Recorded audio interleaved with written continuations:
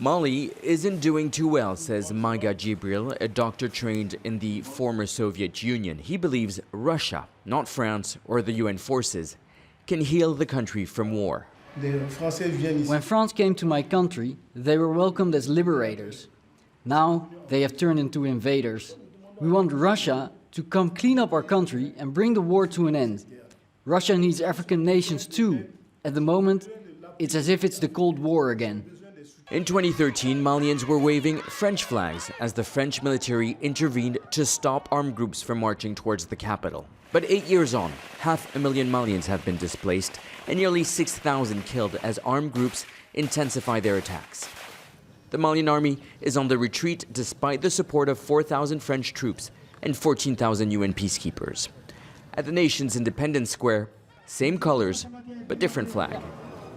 The support for Russia comes from a feeling of frustration about the deteriorating security situation. A sense from a part of the Malian population that the French military presence is not a solution, but perhaps part of the problem.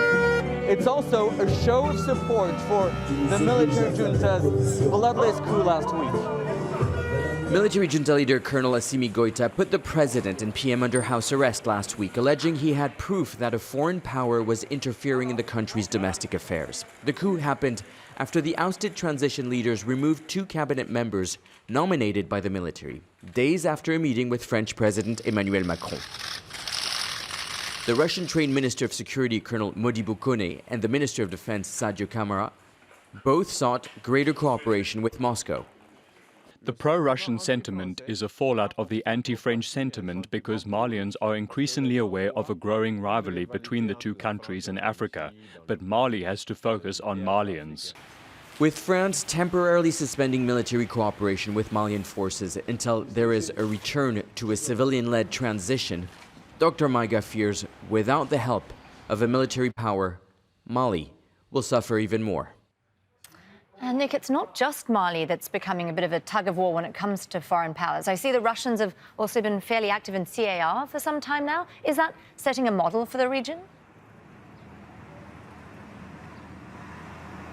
Well, it seems like it, and certainly the French have been reacting towards it. Just today, there was an announcement made by the French Defense Ministry suspending its budgetary aid and military cooperation with the Central African Republic's government, accusing it of being complicit in a campaign of anti-French sentiment, they say, backed by Russia. So make no mistake, the region, whether it be in the Central African Republic or in Mali, has become a ground of a tug of a war of influence between Russia and the West, more specifically with France. And now this suspension of military cooperation means that some of the French advisors that are embedded inside the government of President Touadéra will return back to Paris. The $12 million aid package to the country has been suspended, but this will have little effect to the government in Bangui, who heavily relies on the Russians, both for its